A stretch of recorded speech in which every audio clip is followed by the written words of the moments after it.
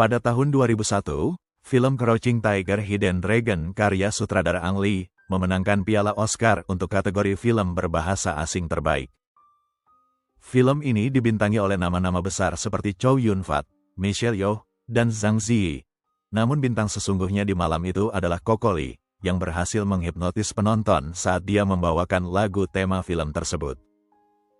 Dalam balutan Cheongsam berwarna merah, penampilan Coco menuai tepuk tangan yang meriah, menjadikannya sebagai penyanyi etnis Tionghoa pertama yang tampil di panggung Oscar. Coco Lee adalah nama besar di kancah musik pop Tiongkok pada era tahun 90-an hingga era tahun 2000-an, di mana dia menampilkan citra sebagai bintang yang seksi, ceria, tulus, positif dan tak kenal takut. Namun sayang, pada tanggal 5 Juli tahun 2023 yang lalu, sinar bintang itu akhirnya padam, dan setelah kematiannya, satu persatu cerita terurai, mengungkap fakta bahwa hidup seorang Coco Lee tidaklah seterang aksinya di atas panggung.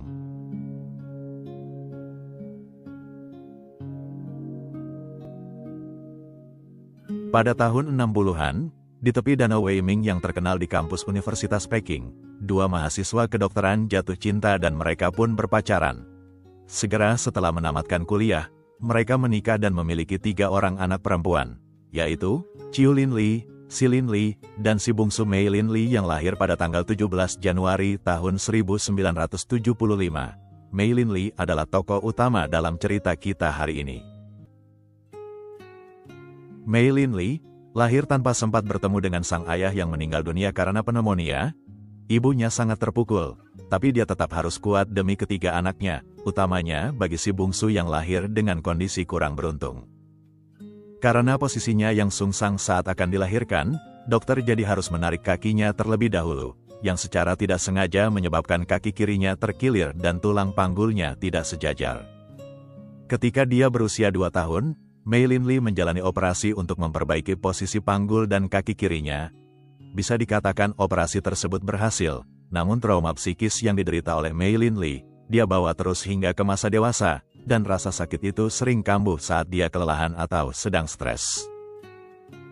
Sebagai orang tua tunggal yang harus bekerja, Ibu Lee merasa cukup kewalahan untuk mengasuh dan merawat 3 putrinya sendirian. Jadi untuk meringankan bebannya, Ibu Lee memutuskan untuk pindah dari Cina daratan ke Hong Kong dan berkumpul dengan keluarga besarnya di sana. Pada tahun 1984, Ibu Lee menikah lagi dan membawa 3 putrinya pindah ke Amerika Serikat.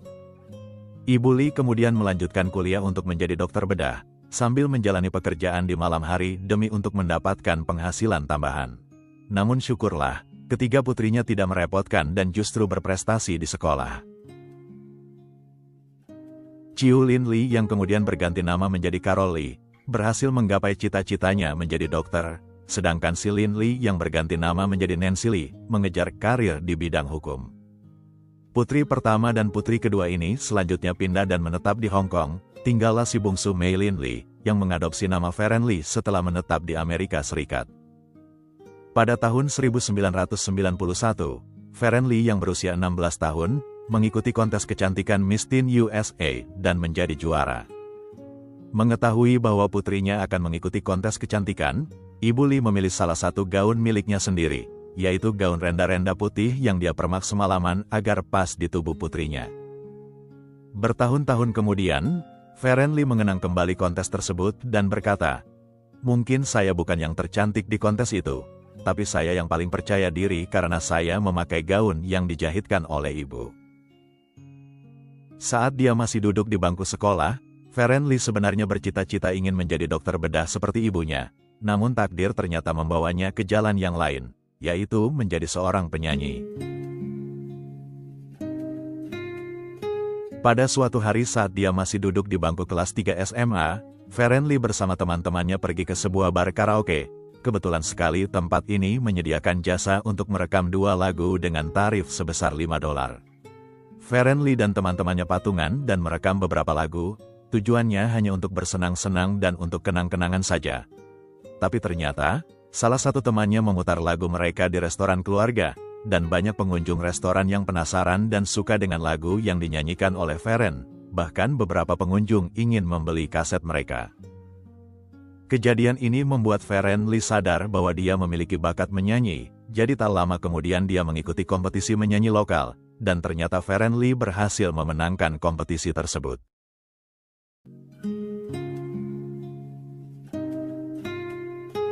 Pada tahun 1993, Feren Lee yang berusia 18 tahun, sudah lulus SMA dan kuliah kedokteran di Universitas California Irvine. Saat sedang libur panjang, Feren pergi ke Hong Kong untuk bertemu dengan kakak-kakaknya. Kebetulan saat itu, TVB Hong Kong sedang membuka audisi kompetisi menyanyi bakat baru internasional musim ke-12. Feren dengan percaya diri mengikuti kompetisi tersebut dan berhasil merebut posisi juara kedua.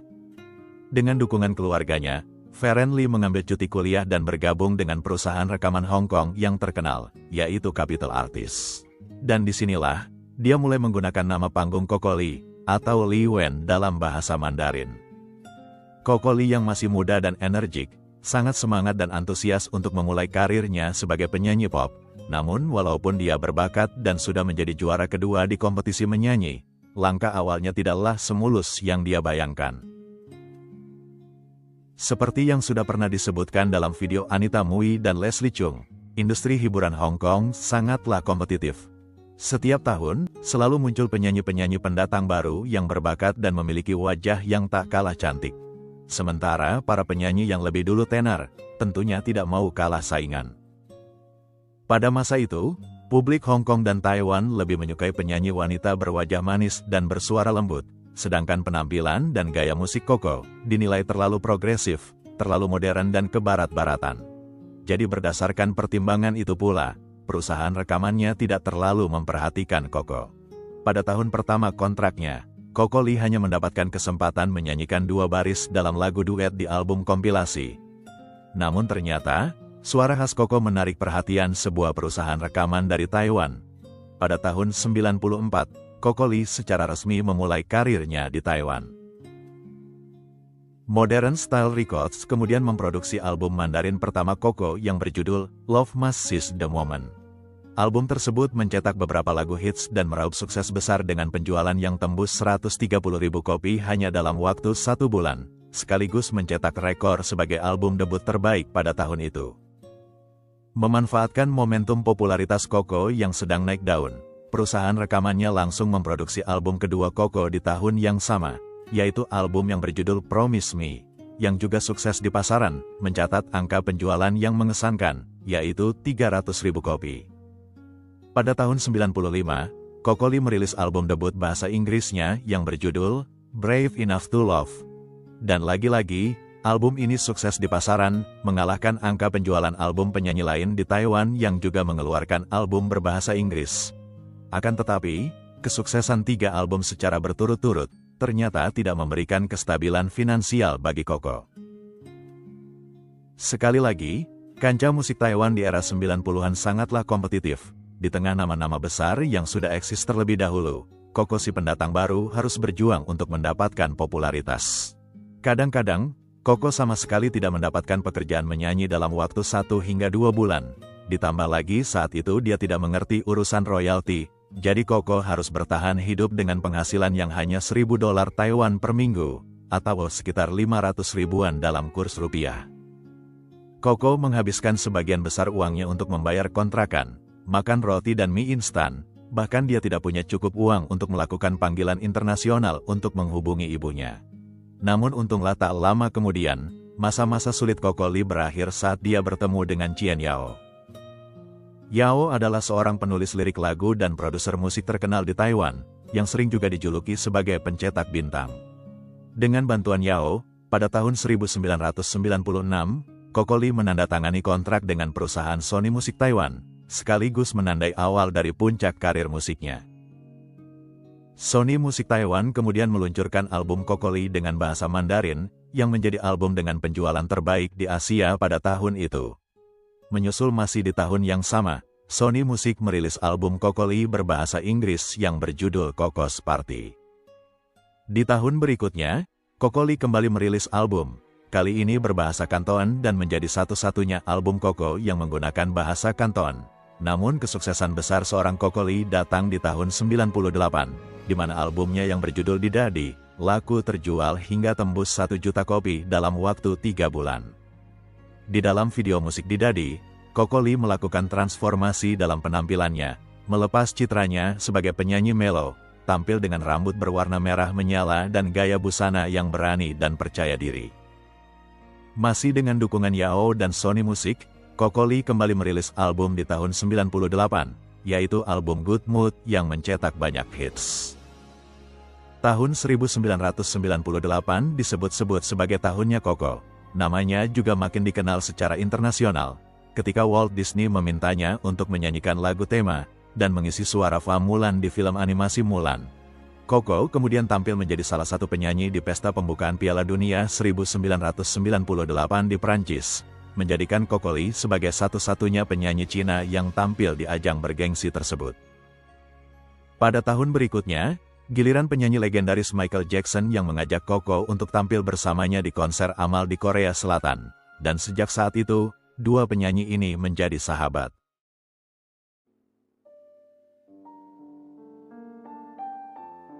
Pada tahun 2000, Coco meluncurkan album lain yang berjudul True Love.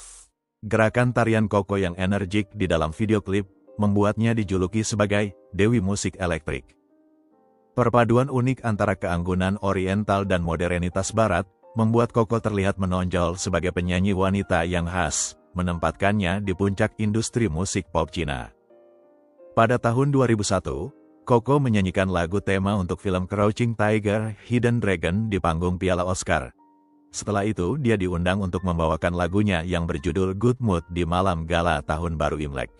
Pada tahun 2002, Coco menerima undangan dari NBA untuk menyanyi di acara pembukaan musim kompetisi mereka.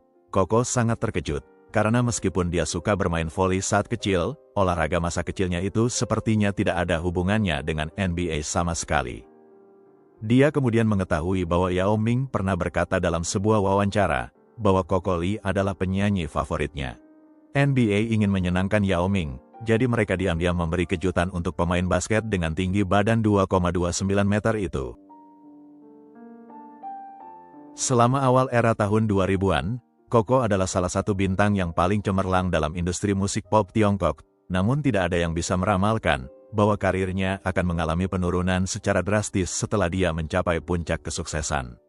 Setelah menaklukkan industri musik pop Asia, perusahaan rekaman Coco mulai merencanakan karir internasionalnya. Coco pernah berkata kepada manajernya, "Dari aku kecil hingga sekarang, aku sebagian besar mendengar lagu-lagu terkenal yang dinyanyikan oleh orang barat seperti Whitney Houston dan Mariah Carey. Aku bertanya-tanya, mengapa tidak ada penyanyi Tiongkok, padahal kita juga punya banyak penyanyi berbakat. Aku harap album artis Asia bisa laku keras di Amerika Serikat suatu hari nanti." Pada tahun 1999, Coco meluncurkan album internasional berbahasa Inggris yang terjual lebih dari 2 juta kopi di seluruh dunia. Namun sayangnya, album itu hanya terjual sebanyak 40.000 kopi di Amerika Serikat, karena memang pada dasarnya, audiens utama Coco adalah Asia, di mana penjualan albumnya di benua Asia menyumbang 1/5 dari total penjualan global. Gaya penampilan dan daya tarik Coco yang khas di Asia, tidak otomatis membuatnya menonjol di Amerika Serikat. Ambisi internasional Coco menghadapi banyak hambatan, jadi dia memutuskan untuk kembali fokus ke market Hong Kong dan Taiwan. Akan tetapi Chen Yao, mantan produsernya dulu, sudah memfokuskan perhatiannya ke penyanyi lain. Selain itu, talenta-talenta baru yang sedang naik daun juga sudah menggeser posisinya. Coco bukan lagi satu-satunya ratu musik Tiongkok. Dihadapkan dengan tantangan dan persaingan yang begitu ketat, secara bertahap, panggung yang dulunya milik Coco kini bergeser ke para penyanyi generasi baru. Pada tahun 2004, Coco yang berusia 29 tahun, kembali ke Hong Kong dan bekerja sama dengan Jackie Chung, bermain dalam film yang berjudul No Tobacco, sebuah film kampanye anti-rokok. Film ini disutradarai oleh Ekin Cheng dan diproduseri oleh Stanley Kwan. Ketika Stanley Kwan melihat Coco di depan kamera, dia memberi Coco saran untuk benar-benar terjun ke dunia akting. Dengan dorongan Stanley Kwan, Coco memutuskan untuk menjajaki dunia akting di film dan televisi. Pada tahun yang sama, Coco mengambil peran utama dalam film yang berjudul Master of Everything, yang disutradarai oleh Sin Lee. Coco berperan sebagai gadis desa bersama aktor Hollywood keturunan Tionghoa yang terkenal, yaitu John Lone. Di dalam film tersebut, John Lone berperan sebagai petani. Namun penampilan Coco dan John Lone yang terlalu cantik dan terkesan modern, membuat mereka gagal untuk meyakinkan audiens bahwa mereka adalah karakter yang berasal dari pedesaan. Alhasil, film tersebut tidak sukses, hanya menghasilkan kurang dari $10.000 Taiwan selama 3 hari pertama penayangan di bioskop. Pengalaman ini membuat Coco sadar bahwa menjadi penyanyi dan sekaligus menjadi aktris tidaklah sesederhana yang terlihat. Coco Lee kini merasa kalau namanya sudah tenggelam sebagai penyanyi, dan dia juga gagal menapakkan kaki di dunia layar lebar. Sepertinya, kesuksesan yang pernah menjadi miliknya kini telah memudar untuk selamanya. Meskipun karirnya mengalami kemunduran, kehidupan percintaan Coco Lee malah menemukan arah yang positif. Karena justru di masa-masa itulah, Coco bertemu dengan seorang pria yang dia anggap sebagai belahan jiwanya. Pada tahun 2003, Coco berkenalan dengan seorang pengusaha asal Kanada yang bernama Bruce Rokowitz di sebuah pesta. Dan bisa dikatakan keduanya jatuh cinta pada pandangan pertama. Bruce sejatinya berusia 16 tahun lebih tua dari Coco, dan dia adalah seorang duda cerai dengan 2 orang anak perempuan dari pernikahan sebelumnya.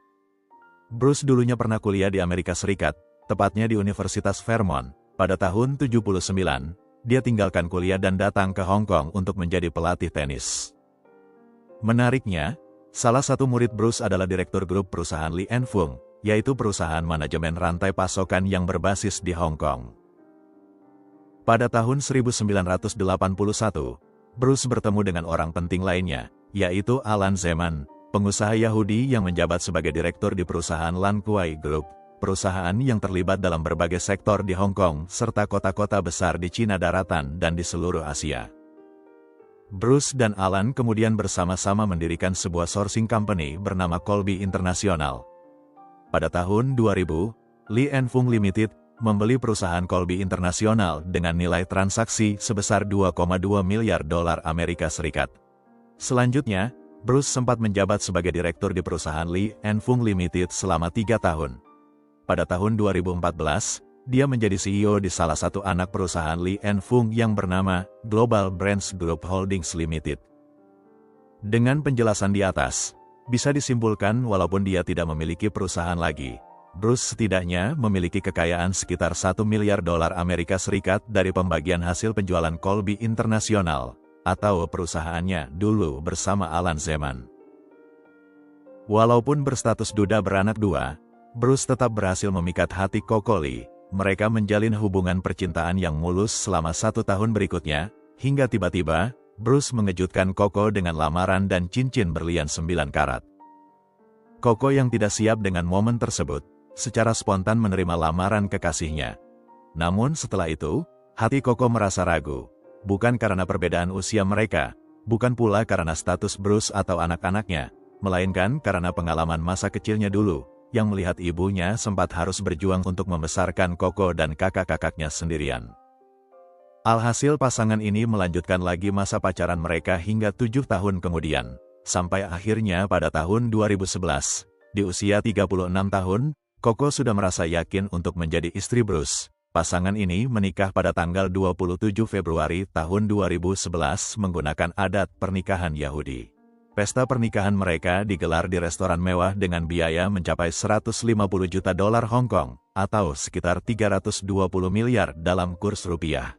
Nominal biaya pesta yang sangat fantastis, jadi tak heran kalau pesta pernikahan Coco dan Bruce dihadiri oleh nama-nama besar, seperti Jackie Chan, Oprah Winfrey, dan Beyoncé.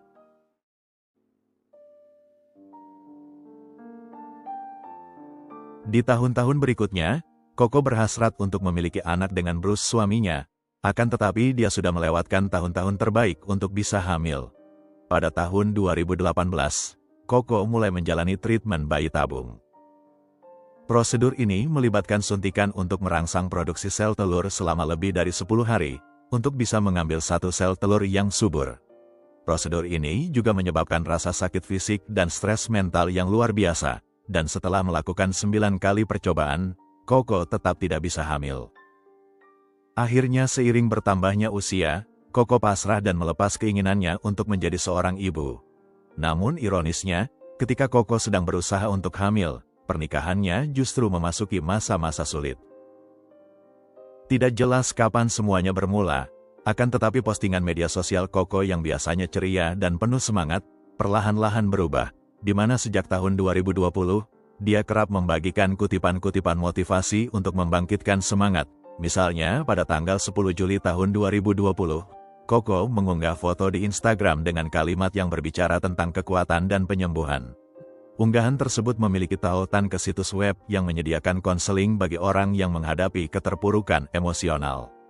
Beberapa hari kemudian, pada tanggal 13 Juli tahun 2020, Koko menulis postingan di akun Weibo-nya. Menyembuhkan hati yang hancur membutuhkan keberanian dan waktu. Keberanian bukanlah bakat bawaan, kita harus mengembangkan dan meningkatkannya melalui latihan. Dan saya masih belajar, masih berjuang. Tak lama setelah itu, beredar rumor dari media yang menyebutkan bahwa pernikahan Koko sedang bermasalah. Rumor tersebut menyiratkan bahwa Bruce terlibat perselingkuhan dengan wanita lain. Namun manajer Koko segera membantah klaim tersebut. Koko juga mengunggah postingan di Weibo dan menyatakan bahwa pernikahannya baik-baik saja, bahwa dia dan Bruce masih saling mencintai. Pada tanggal 31 Desember tahun 2022, Koko membagikan postingan motivasi di akun Facebook-nya. Cinta dan iman adalah dua kata favorit yang senantiasa saya tanamkan di dalam hati. Saya sangat membutuhkan dua hal ini untuk melewati tahun-tahun yang sulit. Hidup memang bisa menjadi tantangan, tetapi saya seorang pejuang, dan saya akan menghadapi tantangan demi tantangan dengan keberanian. Kita tidak bisa mengendalikan apa yang terjadi dalam hidup, tapi kita bisa memilih bagaimana menyikapi hidup ini. Unggahan tersebut menyertakan foto Koko yang terlihat kurus, dengan berat badan hanya 42 kg. Foto lainnya memperlihatkan Koko memakai kantong kateter di pinggangnya.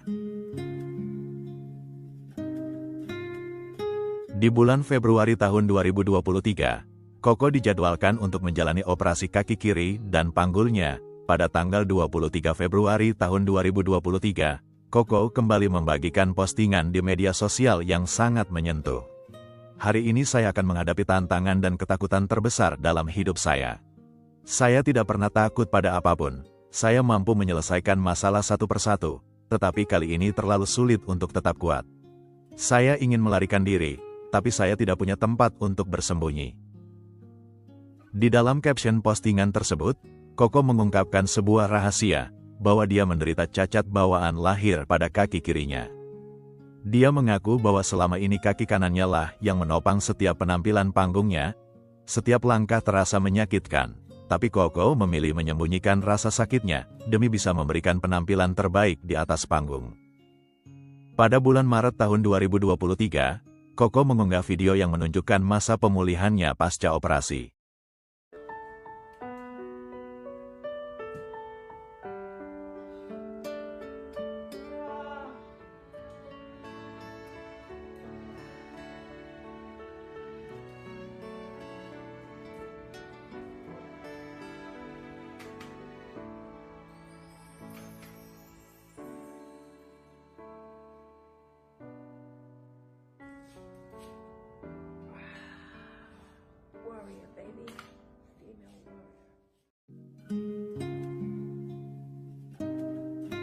Selama hari-hari paling rentannya, Bruce suami Koko tidak pernah terlihat.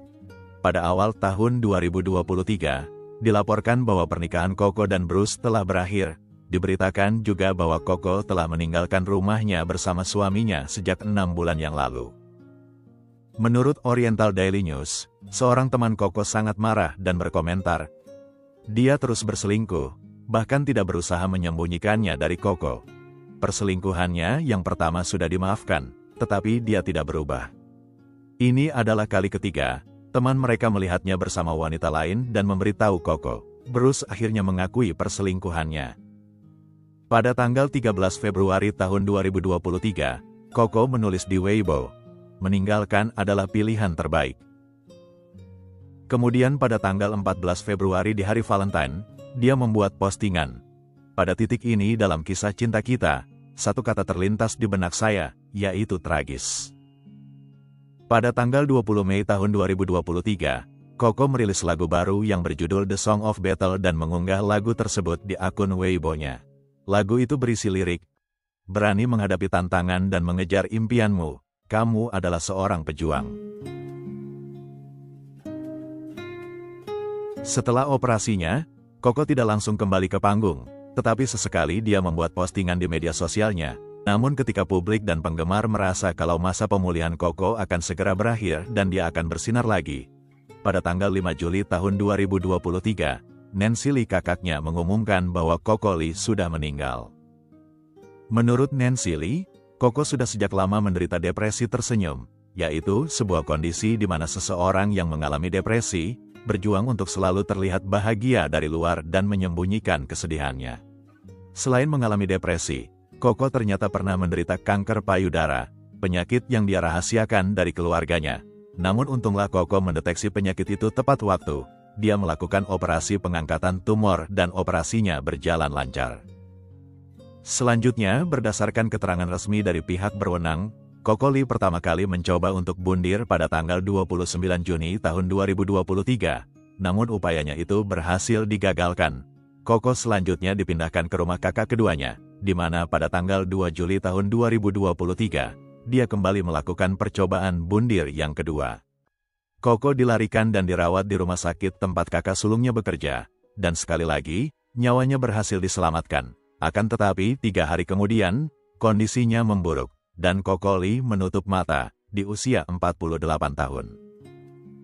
Sebelum dia melakukan percobaan bundir yang kedua, Koko ternyata sempat mengirimkan pesan suara ke grup penggemarnya. Dan ini adalah suara terakhir yang bisa didengar oleh para penggemar, di mana Koko berkata, "Terima kasih banyak atas hadiah-hadiah kalian, sangat indah dan penuh perhatian, aku cinta kalian semua." Kita mungkin tidak akan pernah tahu alasan sebenarnya Koko memutuskan untuk pergi dari dunia ini. Bisa jadi alasannya adalah rasa frustasi karena karirnya yang tidak pernah bangkit lagi, atau rasa kecewa dan sakit hati atas pengkhianatan suaminya.